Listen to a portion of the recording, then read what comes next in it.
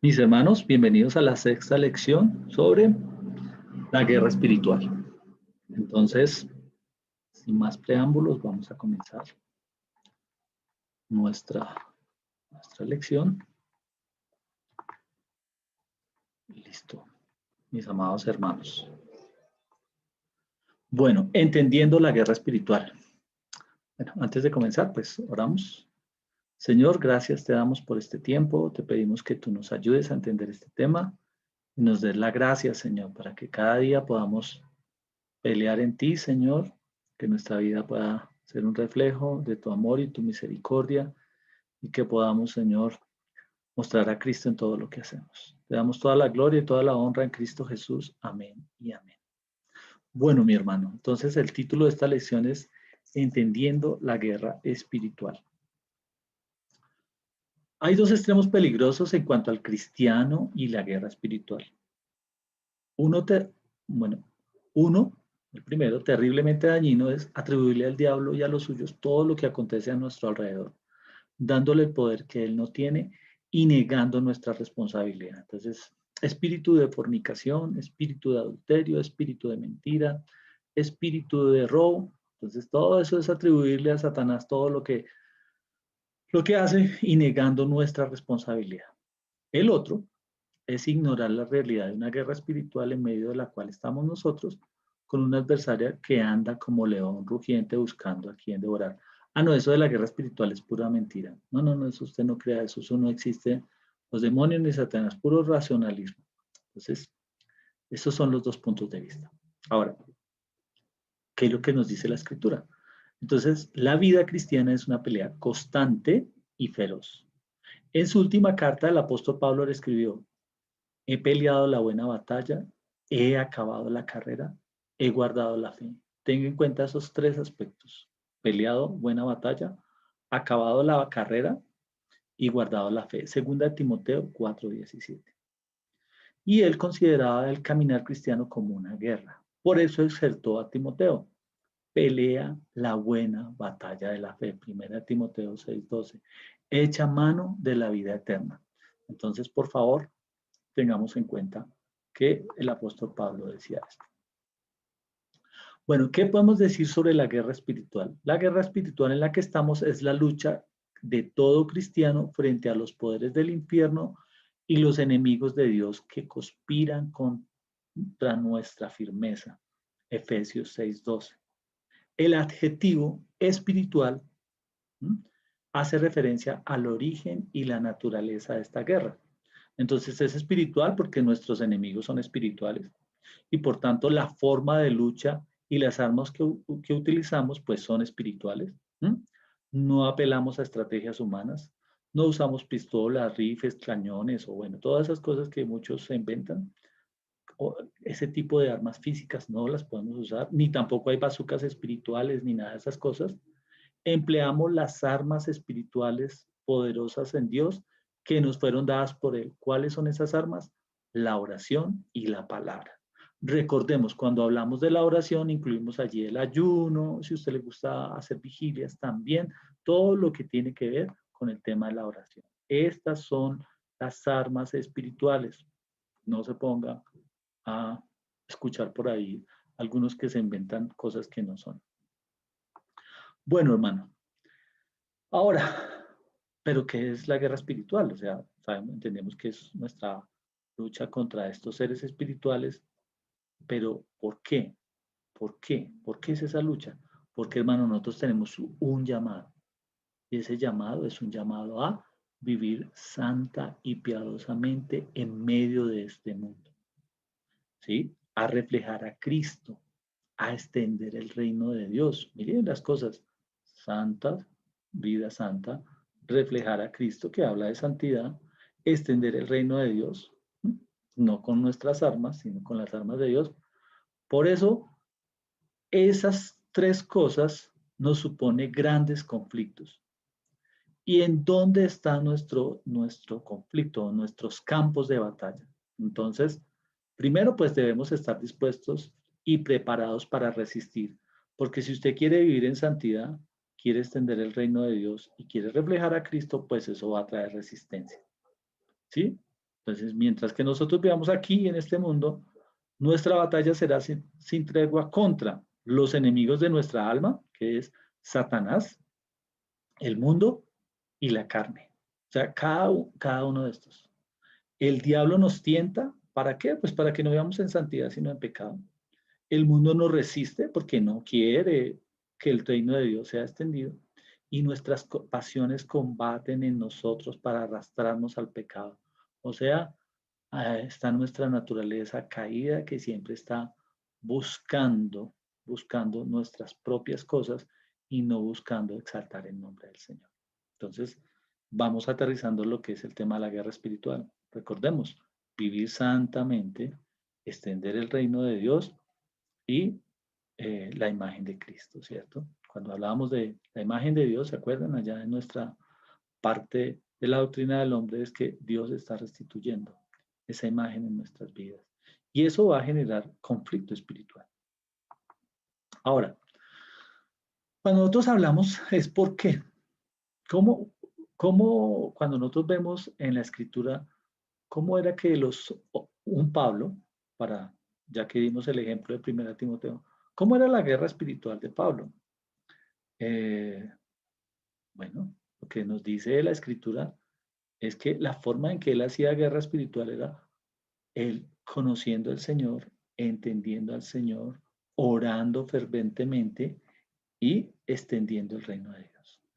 Entonces, vamos a mirar, y como usted lo vio allá en su cartilla, tenemos 6 mitos y 6 verdades. Y quiero tomar estos mitos con sus verdades, hacemos un resumen general y cerramos este tema.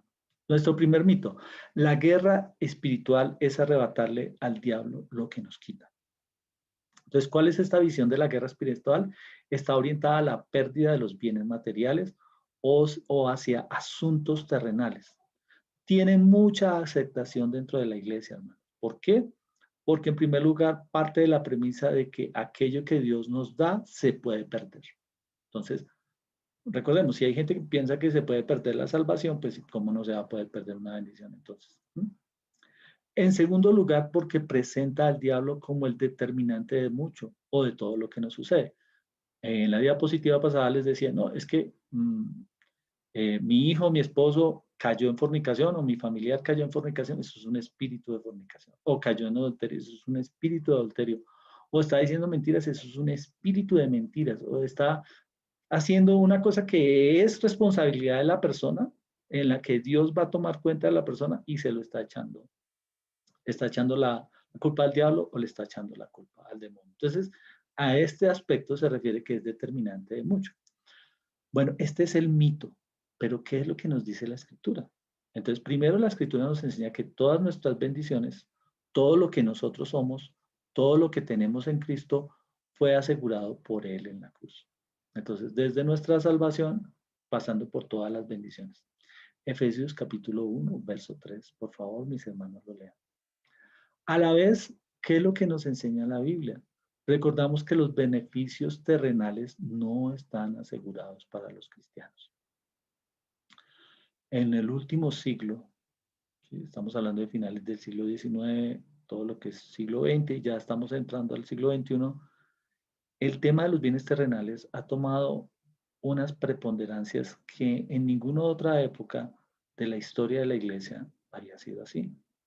Entonces los cristianos piensan o están teniendo esa visión de que ellos son creyentes o son hijos de Dios porque tienen cosas terrenales. O sea, realmente hay esa doctrina, esa falsa doctrina de pensar que el que es pobre o el que no tiene es porque realmente Dios no está con él. Pero ¿qué es lo que nos enseña la escritura? Lo primero que nos enseña es que Dios no nos promete que tengamos salud, ¿sí? Nunca nos promete eso. En ninguna parte de la Biblia nos promete que nosotros vamos a tener una perfecta salud.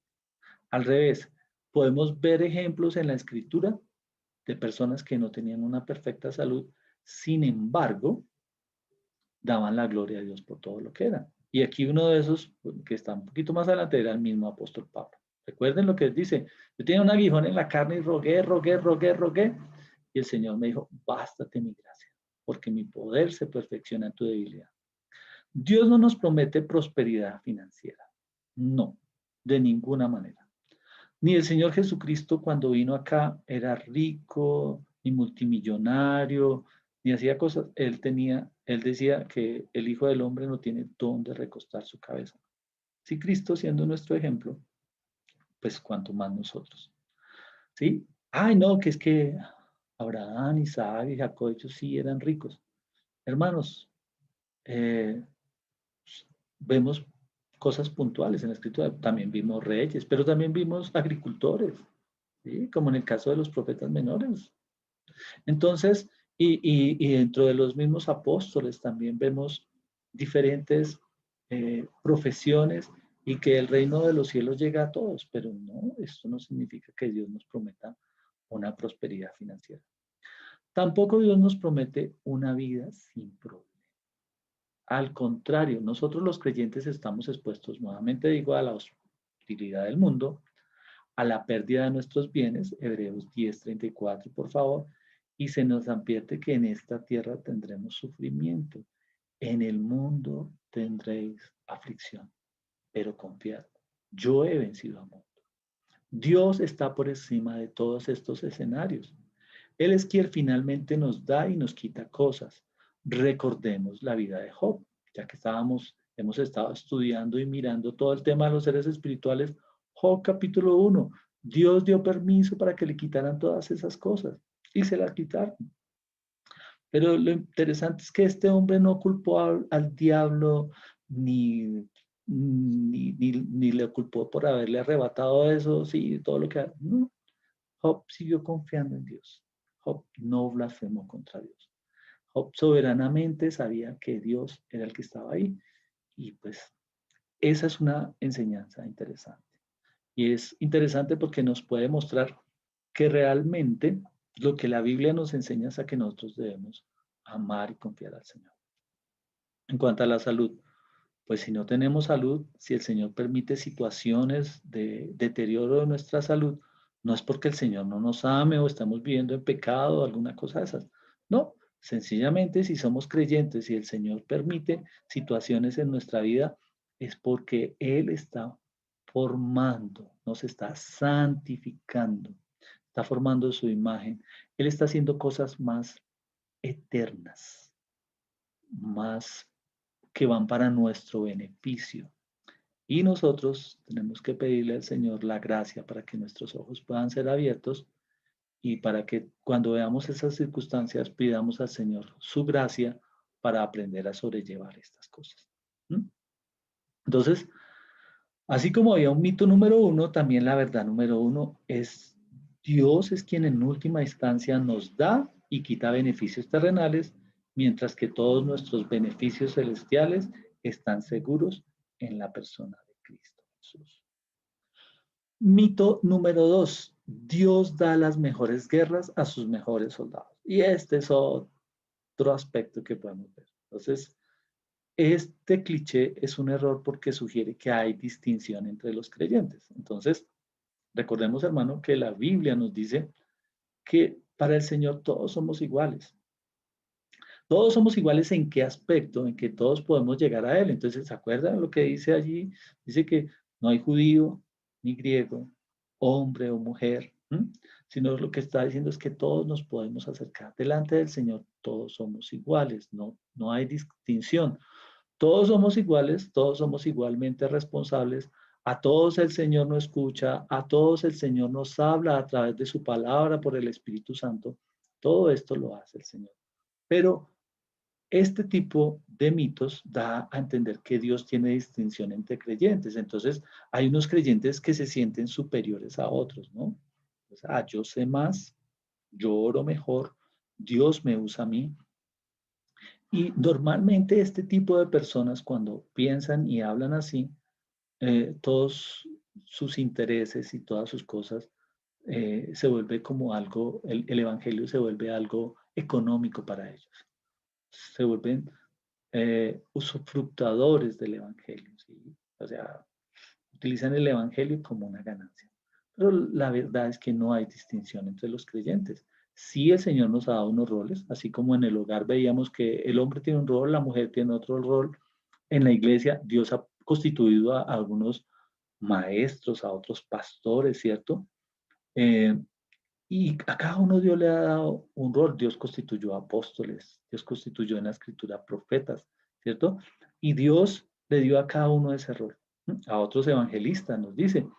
Y entonces hoy en día nosotros podemos ver que continúan los maestros, los pastores, ¿sí? Que ya no tenemos apóstoles, pero siempre lo que nos habla el Señor es que siempre ha dado a los, roles, a los hombres roles. No es que eso sea para que sean mayores que otros. Entonces, cuando comunicamos esa idea de categorías entre cristianos, eso es un error. Entonces, eso no es saludable ni es bíblica.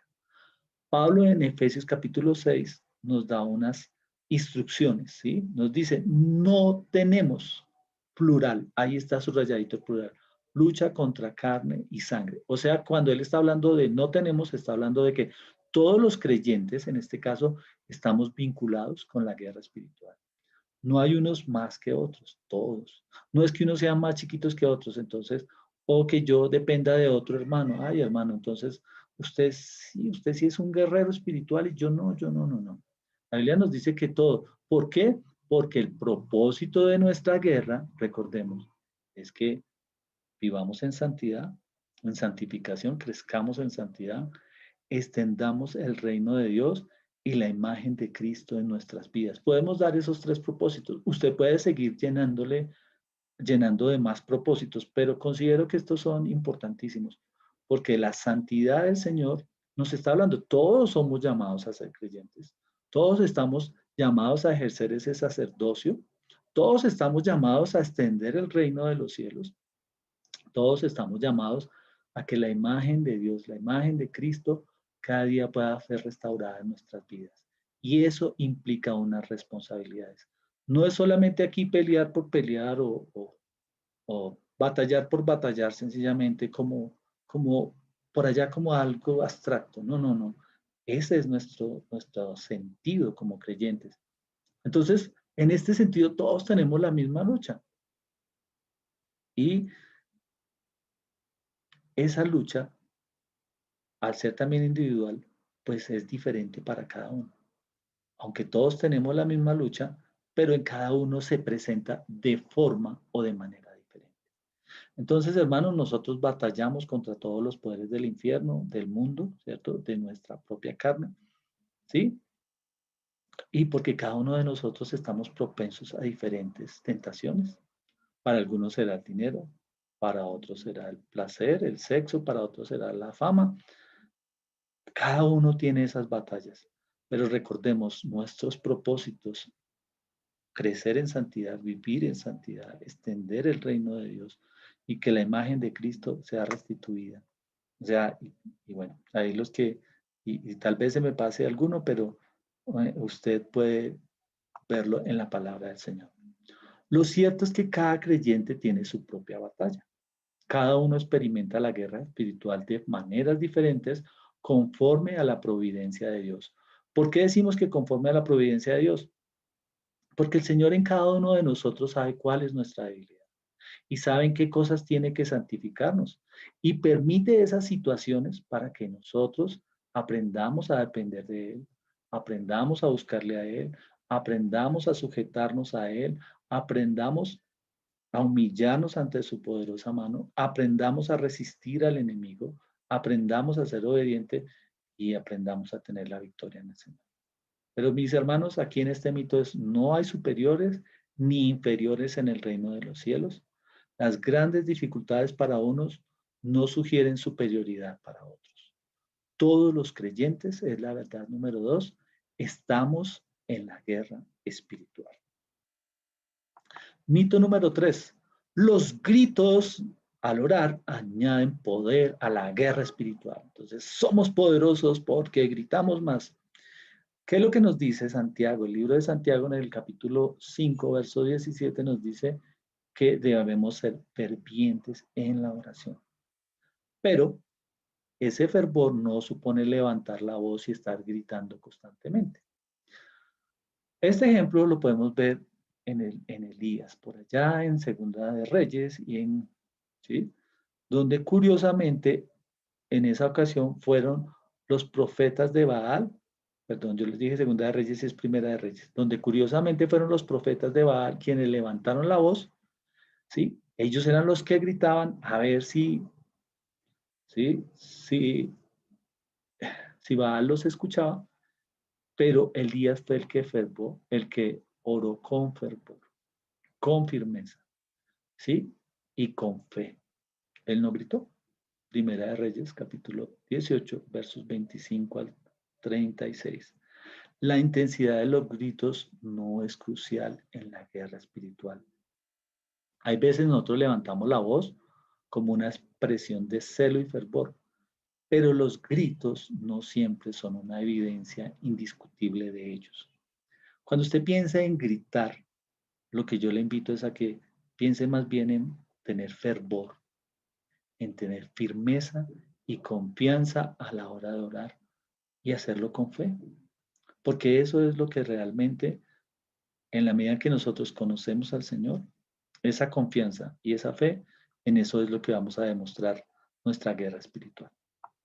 Ahora, tengamos en cuenta que nuestro fervor debe ser algo integral. No es solamente cuando estamos orando por un tema de guerra espiritual, no, ¿sí?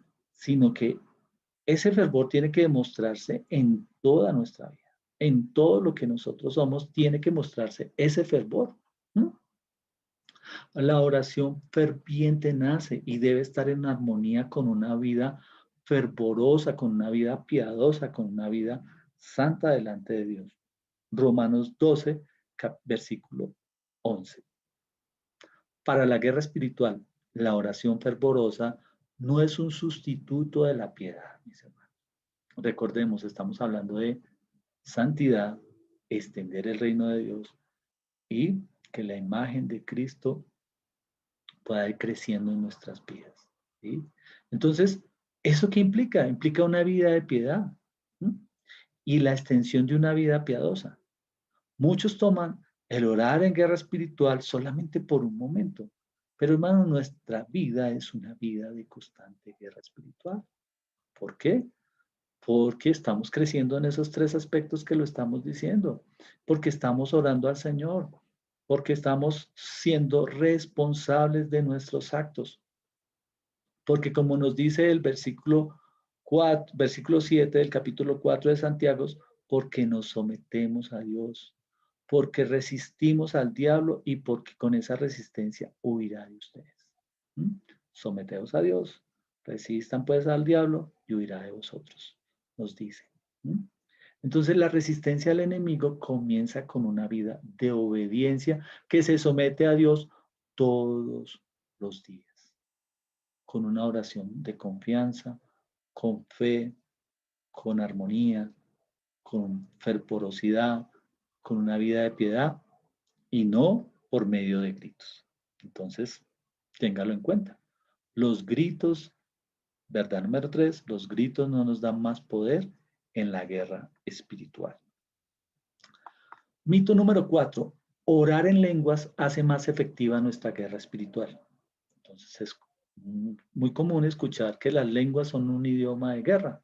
Y para argumentar esto se citan las palabras de Efesios 6:18 en el contexto sobre la guerra espiritual, cuando dice, orando en todo tiempo, con toda oración y súplica en el Espíritu. Sin embargo, más allá de la posición que tengamos sobre los dones de lenguas, este mandato en realidad no es sobre eso. O sea, cuando hablamos de súplica en el Espíritu, no es como lenguas de guerra. Este punto no tiene que ver con esto. ¿Mm? La exhortación es general para todos los creyentes, como lo hablábamos por allá atrásito, sin importar si hablan o no en lenguas. Es decir, orar en el Espíritu es algo que todos debemos hacer y que todos podemos hacer. Pero, ¿qué quiere decir en el Espíritu? Entonces, vamos a mirarlo, por favor. Entonces, una mirada al uso que Pablo hace de la expresión en el Espíritu nos ayuda a entender lo que quiere decir aquí. Por ejemplo, en Efesios 2:22 dice que los creyentes somos juntamente edificados para morada de Dios en el Espíritu. Entonces, si tomamos estas mismas palabras con Efesios, entonces tendríamos que morar con Dios en el Espíritu. Tendríamos que hacer como una morada o algo así. No. Lo que aquí significa es que nosotros, por medio del Espíritu Santo, ¿sí? Que Dios mora en nosotros por medio del Espíritu Santo. El Espíritu Santo está en nuestro corazón, ¿sí? Y Él morando en nuestro corazón somos edificados, ¿sí? Podemos crecer en el Señor. Por eso es que Gálatas capítulo 5, verso 16 dicen, anden por el Espíritu y no cumplan el deseo de la carne, ¿cierto?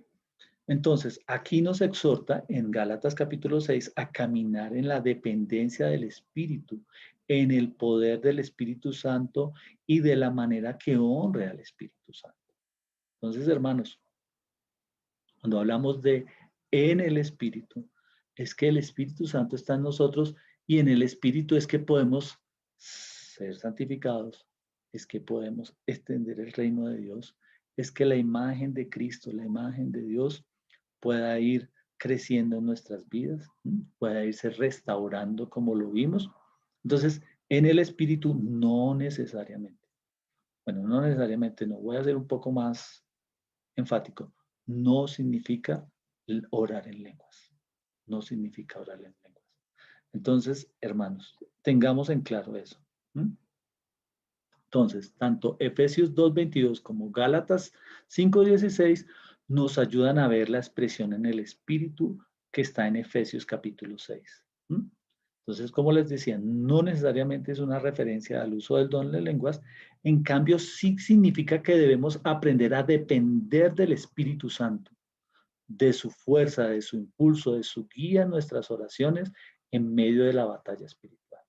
Y la batalla espiritual la hacemos todos los días. Por eso todos los días oramos al Señor. Por eso todos los días pedimos que el Señor a través de su Santo Espíritu guíe nuestros pasos. Por eso pedimos al Señor todos los días que nuestros labios al hablar, que las cosas que hagamos realmente puedan honrar al Señor, que nos guarde de hablar chismes, de hablar mentiras, de decir blasfemias, que nos llene de su palabra, que cuando nosotros estamos leyendo su palabra, el Espíritu Santo ilumine nuestras mentes y nuestros corazones para que nosotros podamos entender la palabra del Señor, para que el Señor hable, para que si hay pecados en nuestro corazón, esos pecados puedan, como esa luz que vaya y refleja y nosotros podamos ver y arrepentirnos y clamar al Señor por su gracia, por su misericordia, que el Señor nos limpie, que el Señor nos transforme, para que nosotros podamos crecer en santidad, para que nosotros cuando hablemos a otros acerca de Cristo, el Señor toque sus corazones y el reino de los cielos pueda ser extendido para que la imagen de Cristo pueda ser restituida en nuestras vidas. Que cada vez que las personas puedan vernos,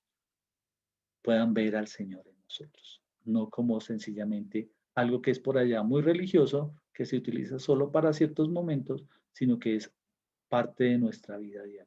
Entonces, la oración en el Espíritu Santo es la oración guiada, sostenida y fortalecida por el Espíritu Santo. Vamos a ver el siguiente mito. El siguiente mito es el mito número 5.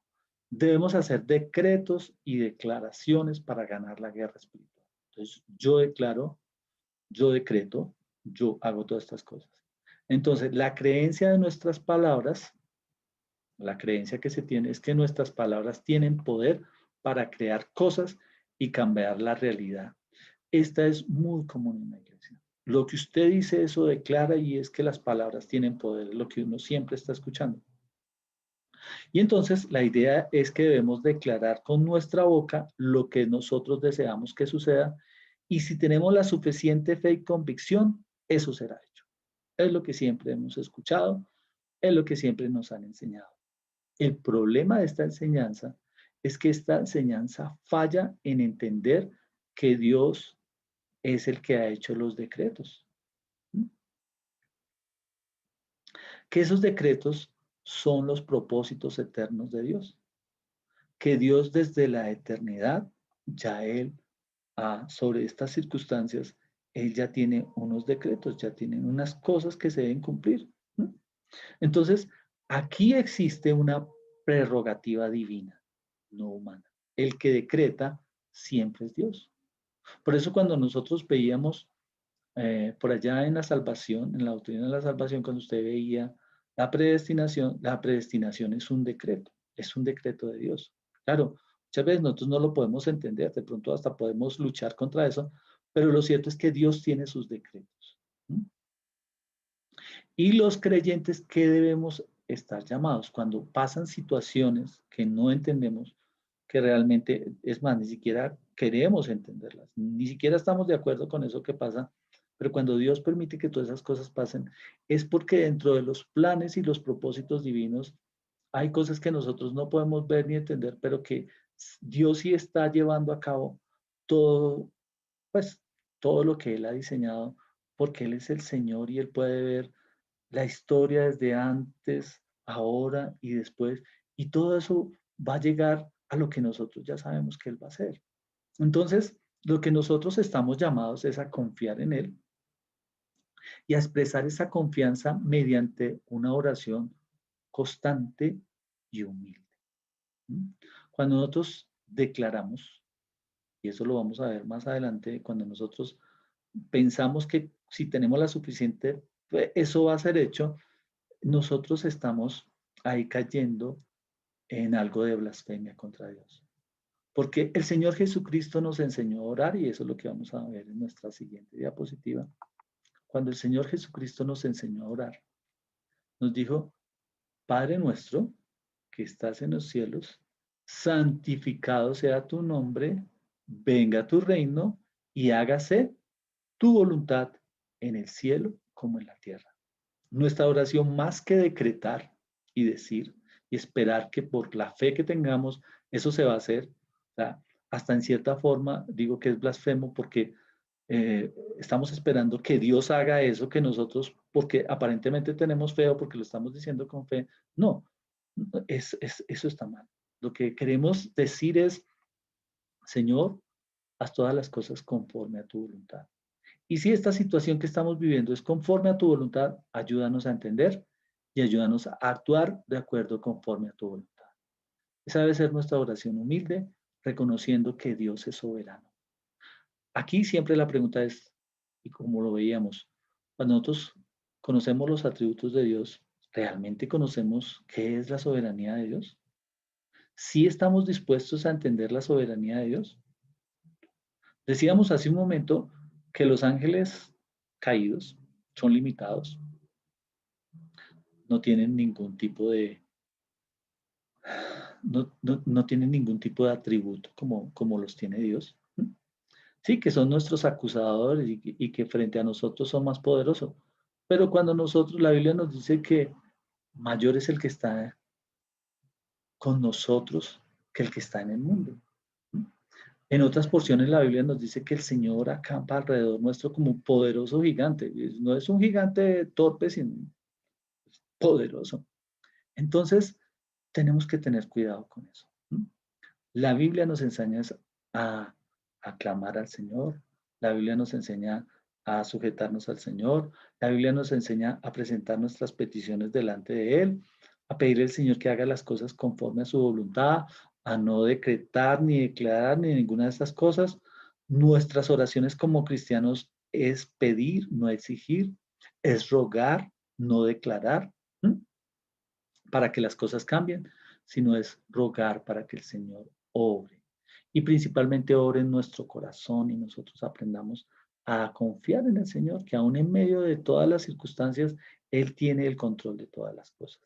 ¿Sí? Realmente, hermanos, le invito a que usted busque en toda la escritura y no hay un solo mandato que el Señor nos haga a nosotros a que declaremos. Al contrario, vuelvo y toco Mateo 7:7, todo lo que es la oración del Señor nos enseña y nos da ejemplo de peticiones. ¿Sí? Entonces, Mateo capítulo 7. El mismo apóstol Pablo, como lo dijimos antes, pidió al Señor 3 veces para que lo librara de la aflicción.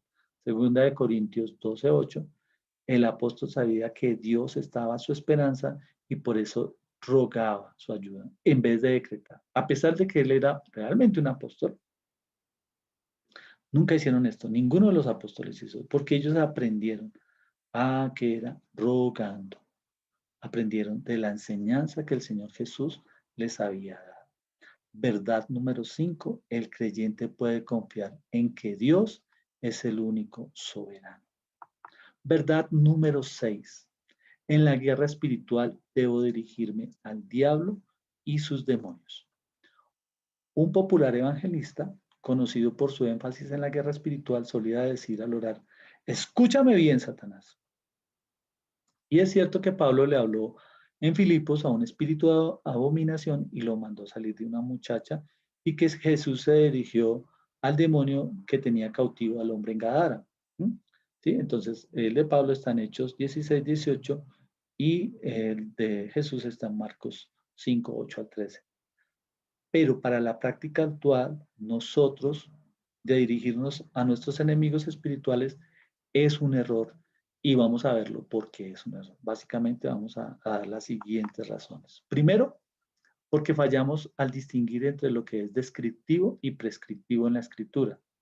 Descriptivo y prescriptivo, recordemos. En los evangelios y en hechos vemos prácticas y situaciones que no deben ser tenidos como normas para la iglesia. ¿Mm? Entonces, mire que aquí nos está describiendo algo y nos está diciendo que eso no aplica para nosotros. Por eso hablamos de descriptivo y prescriptivo. No todo lo que hizo Pablo o lo que hizo el Señor Jesús es para que nosotros lo imitemos, porque hay ciertas características. Cuando el Señor Jesús le habló a ese endemoniado, fue específicamente, fue una situación que el Señor hizo ahí. A nosotros, ¿qué nos muestra esto? Tomamos la enseñanza de que ahí esos ángeles eran inteligentes, ¿cierto? De que tomaron posesión de un cuerpo, ¿sí? Pero al final, ¿qué fue lo que el Señor hizo? Lo echó. Y nosotros no deberíamos hacer eso, ¿sí? Nadie interpreta el relato de Jesús caminando sobre las aguas como algo que la iglesia deba hacer. Entonces, así como vemos este tema, pues ninguno de nosotros va a irse a caminar a las aguas porque seguramente que vamos a terminar por allá en lo profundo del río, del mar o del lago o de donde nos metamos a caminar. ¿Mm? Ahora, lo segundo, estos relatos bíblicos fueron casos de liberación de demonios y no constituyen un modelo para la práctica de la oración en el conflicto espiritual. Hermanos, la Biblia dice que volvemos nuevamente a Santiago.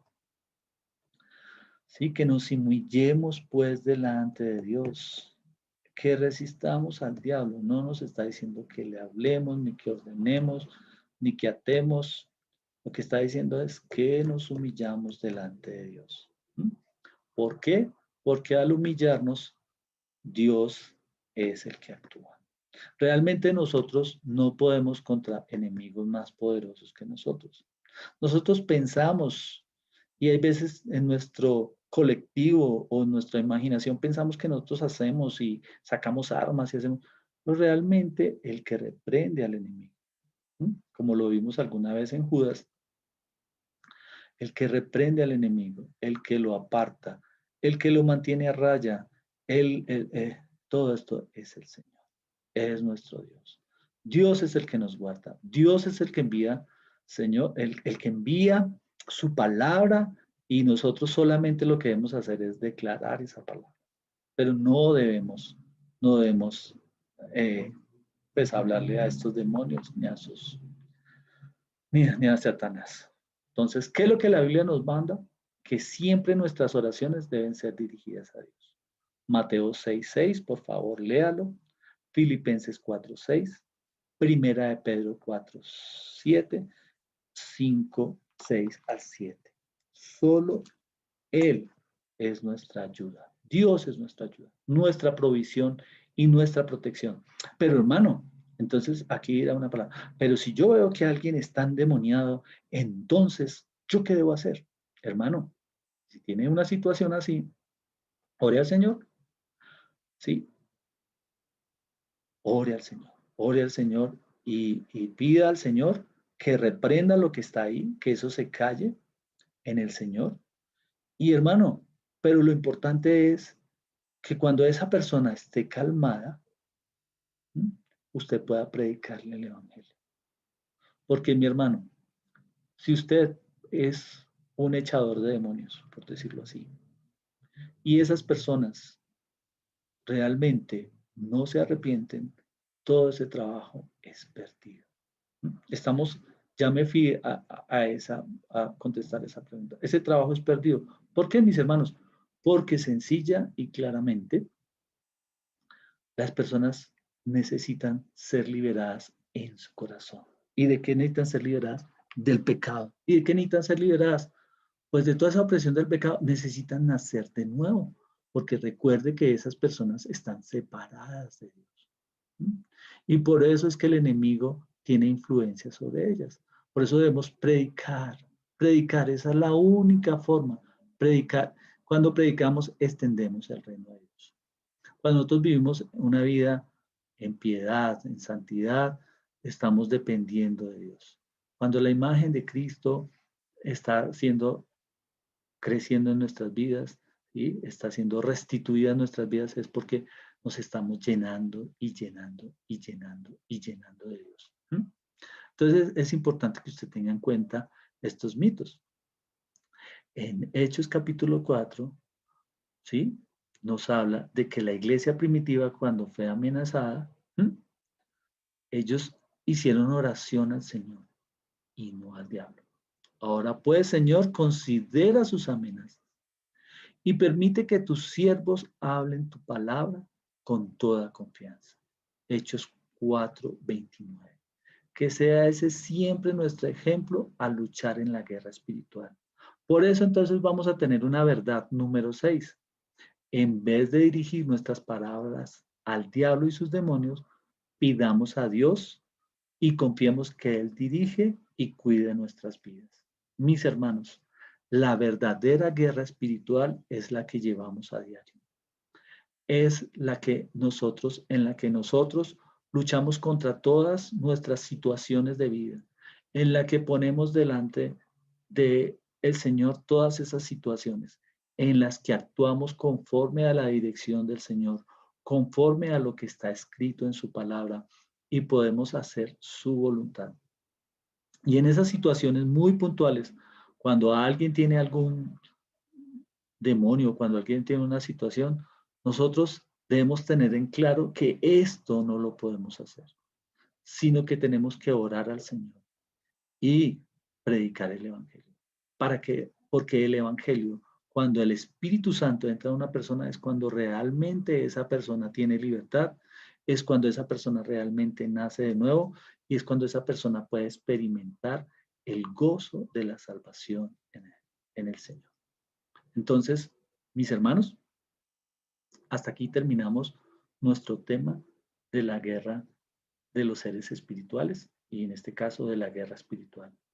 Sé que pueden haber más preguntas, vuelvo y les digo, entonces los espero en pues para nuestra reunión, que espero que tengamos varias preguntas y podamos dar respuestas. Les animo, mis hermanos, a que repasen esto. Por favor, miren que por tiempo no pude tocar citas como me hubiera gustado, pero escudriñe cada una de estas citas.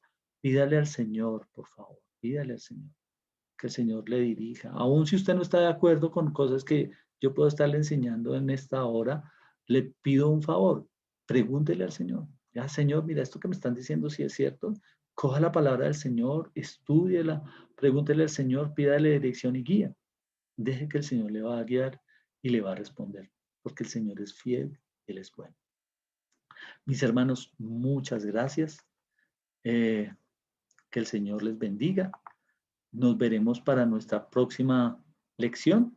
Ya aquí empezamos con nuestro apartado especial. Vamos a ver nuestras 4 clases que nos quedan. Vamos a ver lo que usted tiene ahí al final de su módulo.